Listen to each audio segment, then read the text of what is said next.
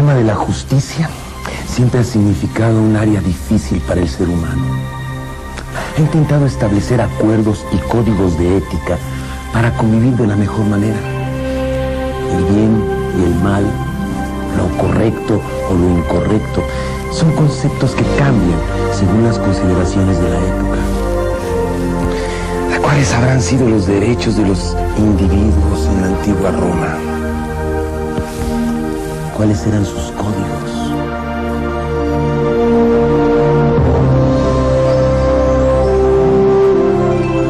Roma, de ser un mundo fragmentado, se convirtió en el imperio más poderoso de la antigüedad.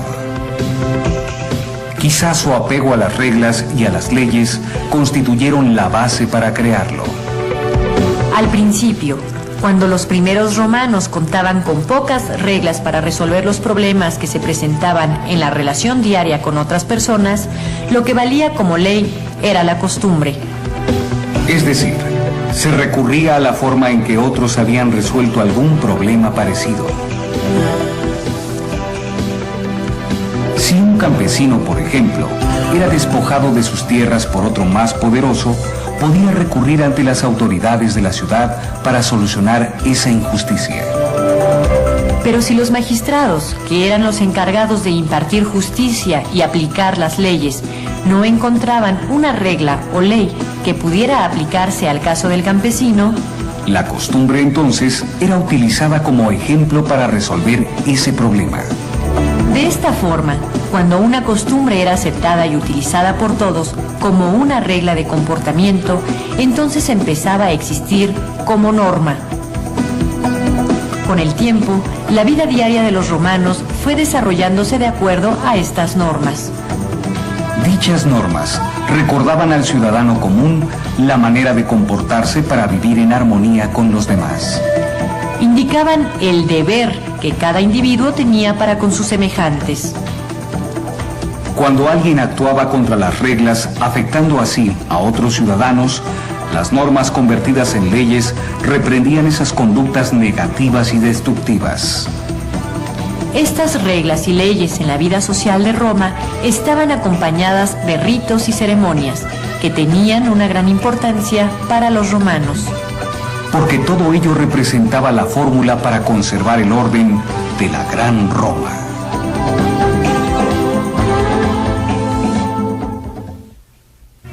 Su dignidad, sus reflexiones políticas y éticas.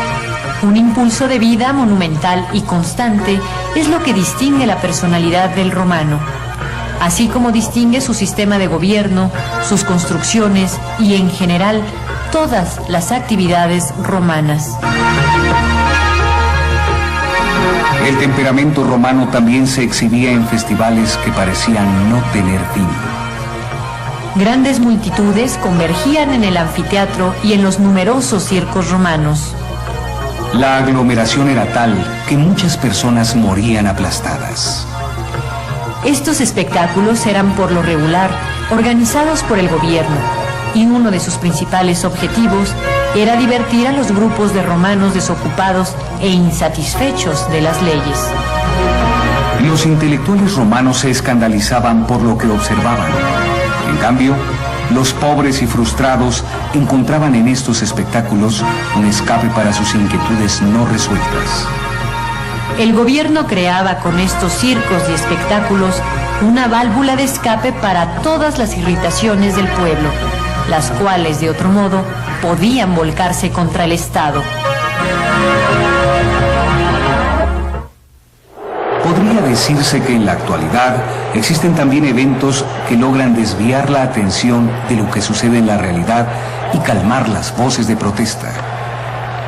Cabría preguntarse si estas situaciones pueden, verdaderamente, aniquilar el impulso hacia la confrontación y el cambio.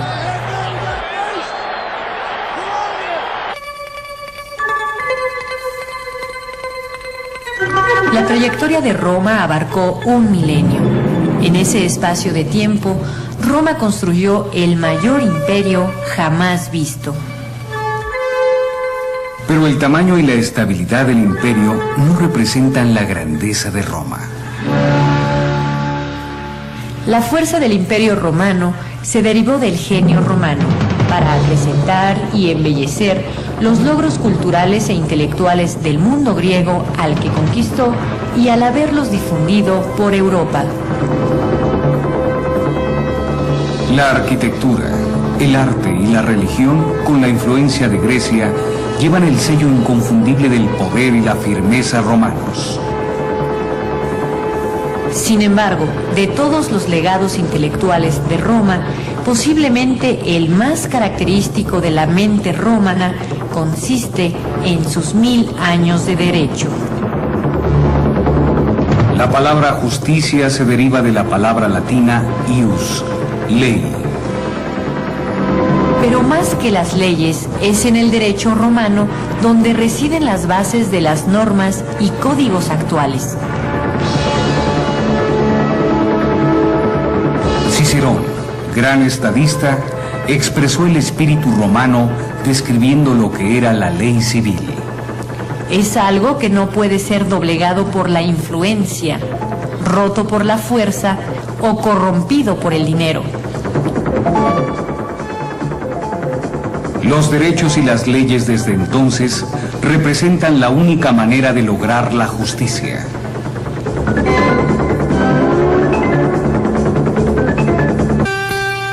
Si retomamos a la cultura helénica, recuerda que la ley griega estaba generalmente basada en algún tipo de consenso y únicamente podía modificarse recurriendo a todos los ciudadanos para su aprobación. Este concepto democrático es griego, como puede observarse en esta estatua erigida a la libertad, donde la democracia está coronando al pueblo de Atenas. La fe en la ley subrayaba y reforzaba el honor de grupo, el cual conformó la totalidad del desarrollo político de los griegos. A pesar del riesgo de que en la afirmación de sus propios derechos los hombres no tomaran en cuenta los derechos de sus vecinos, la fe griega en la libertad y en los derechos de todos los hombres estaba íntimamente ligada con la existencia de la ley.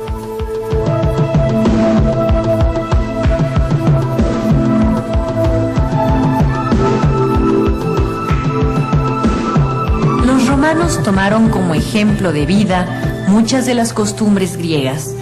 Con el paso del tiempo, fueron perfeccionando estos ejemplos y crearon su propia cultura.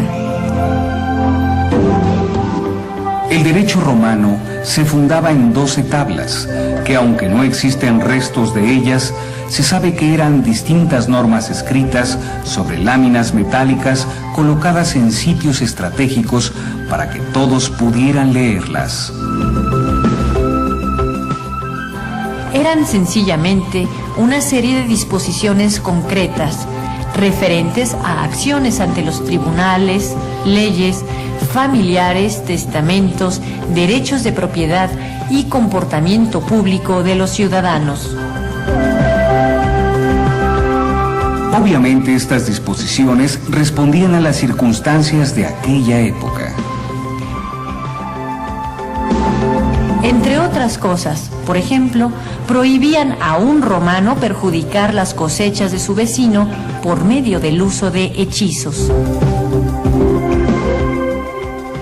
En las tablas y durante siglos posteriores, la ley romana era esencialmente ley civil, relacionada principalmente con los derechos de los individuos. Fue hasta avanzado el imperio que los romanos dejaron de impartir justicia por su propia mano cuando apareció un cuerpo específico de ley criminal, mediante el cual el Estado cuidaba de la acusación y castigo de los criminales. Independientemente de los cambios políticos, el derecho romano, basado en la negociación y en acuerdos que beneficiaran a la mayoría, continuó su desarrollo. Justiniano, emperador de Oriente, posteriormente codificó todo el sistema en el cuerpo de derecho civil. El concepto de justicia y de los derechos de los individuos, comprendido en este código, sigue en vigor en códigos legales modernos por todo el mundo occidental. Es también a través de los códigos romanos conservados hasta hoy que podemos saber más cosas acerca de la vida cotidiana en Roma en ese periodo de tiempo. Sabemos, por ejemplo, que los romanos perseguían la disciplina y el orden como eje rector de sus vidas. Y la seguían apasionadamente, al pie de la letra, porque lo que buscaban a través de ellas era la libertad. Para los romanos, la libertad se encontraba en las leyes, en la aceptación voluntaria de las reglas. En todas las reglas acordadas y establecidas en común, Las 12 tablas entonces expresaban, a diferencia de Oriente, los deseos, las inquietudes de los hombres, del pueblo. no era la voluntad de los dioses lo que marcaba la pauta en la creación de las leyes.